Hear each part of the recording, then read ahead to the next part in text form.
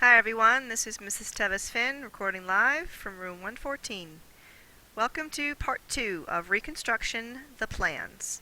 So guys, please turn to your guided notes. It's also just a single page. And before we get to number 1, I want you just to look at the pictures I chose for the opening slide. Up here is a political cartoon showing African Americans voting for the first time. And down here is a map showing, when former Confederate states were readmitted to the Union. So these are some important things to consider. How are we going to come together as a country? How do we deal with the freed slaves and giving them their rights? And do we punish the South? So let's go into the first, number 1, Lincoln's own Republican Party.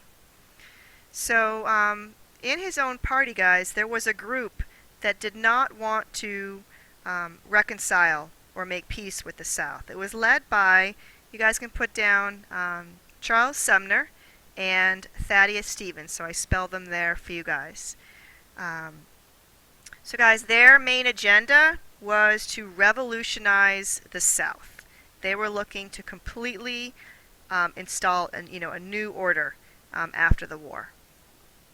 So here's just another political cartoon showing, how idealistic this group was. The radical Republicans really saw this time of freedom for the slaves as a time of renewal for the country, especially trying to change things in the South. So just kind of take a look at some of these pictures here.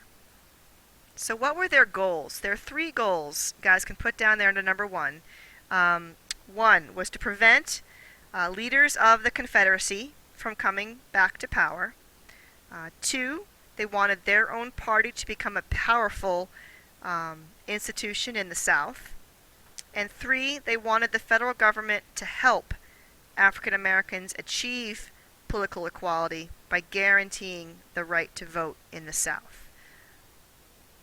And so I want you to think about, guys, why do the radical Republicans need the black vote? So I want you guys to think about the 3/5 compromise under number 2. What was it? We go back to US 1, and to make it fair for both the South and the North, 3/5 of the slaves would be counted for population and taxes. So think about this huge number, guys. They did not factor into the entire population to give you seats in Congress. But now that the Civil War is over and they're citizens, the South actually can get 15 more seats in the House of Representatives. So black votes really now can make a huge difference. So just fill in what the 3/5 compromise was, and then now that slaves are free, just put down the South is entitled to 15 more seats in the House of Representatives. And for number 3, I'm asking you guys, can the party keep control of Congress? So basically they do need the black votes. And we also want to look back, guys, at the radical Republicans even before the war. Put down many Republicans had been abolitionists, right? They really strongly stood up for African Americans, and they really believed in political equality, regardless of race. So put that down under what they believed in for number 3. And so let's go to number 4, guys. Who were the moderates? So in the middle, you guys, you can put down for number 4, the moderates believed Lincoln's plan was too lenient, and the radical Republicans, they thought, were going too far on the side of African Americans. So following in number 4, guys, put down they introduced what's known as the Wade-Davis Bill. Okay, and so basically it required the majority of adult white males to take an oath of allegiance. So not 10%. Then you want to fill in each state could hold a constitutional convention. It would have to abolish slavery, and then also it had to reject all debts accrued during the Civil War, so they wouldn't be able to get paid back. It also, guys, last thing for there, it also deprived Confederate officials from the right to vote and from holding office. So I just showed you guys a picture of the Wade-Davis bill here. It's kind of neat to see the draft of how they're trying to figure things out. To finish up number 4, guys, Lincoln, you can put down, blocked this bill. believing a harsh peace, would be counterproductive. Um, he really, remember, his main goal was unity. So he's known for saying, no persecution, no bloody work. So he really did not want to make things worse in the South.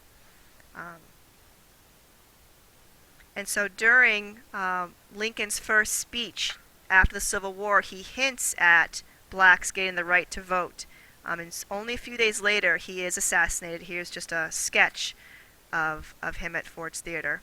But this really changes things drastically, guys, for Reconstruction, because his VP is a Southern Democrat. Right? His name is Andrew Johnson, pictured here. So he did have a good reputation in the North. You guys want to finish up number 4 where it says, during the Civil War, he became a hero to the North because his own state, when his own state, Tennessee, seceded, he remained loyal to the North. He refused to give up his seat. So this kind of proved his loyalty to the North. So let's go on to number 5, guys, his plan. So Andrew Johnson's plan was called the Restoration Program.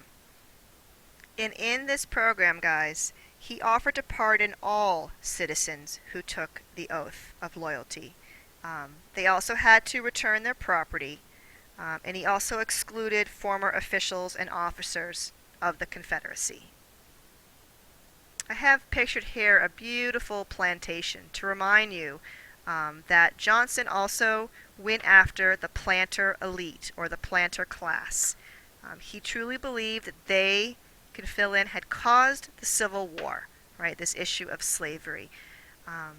And he actually made them apply for pardons individually. They had to write to him one at a time to see if they could be forgiven. So this is the group that we saw in today's excerpt from the Reconstruction video.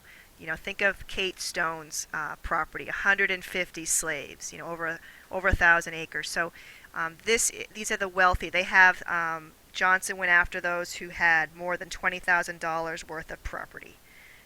So he really targets them. And lastly, guys, he issues a proclamation for North Carolina to be a model for future states. So to rejoin the Union, here's what the model said. North Carolina did this first. So guys, each former Confederate state had to have a constitutional convention. They had to revoke their ordinance of secession. They had to ratify the 13th Amendment. And they also had to reject all Civil War debts, right? The federal government was not going to pay back these southern states for their debts accrued during the Civil War. So that is the North Carolina model that Johnson sets forth. Let's finish up with number 6. Here's the big question. What would happen if, former members of the Confederacy were elected to Congress? Let's say, from the North, they meet and they turn and they see this guy.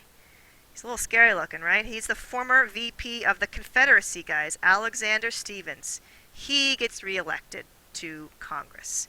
So, if you're a Northern Republican, how do you react? Basically, you are furious. You can put down, guys, for 6 that they were enraged when you can put down his name. Alexander Stephens is reelected.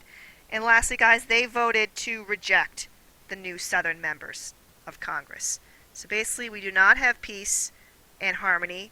We have pretty much a lot of discord and chaos in the federal government. This is Mrs. Tevis-Finn signing off. Have a great night.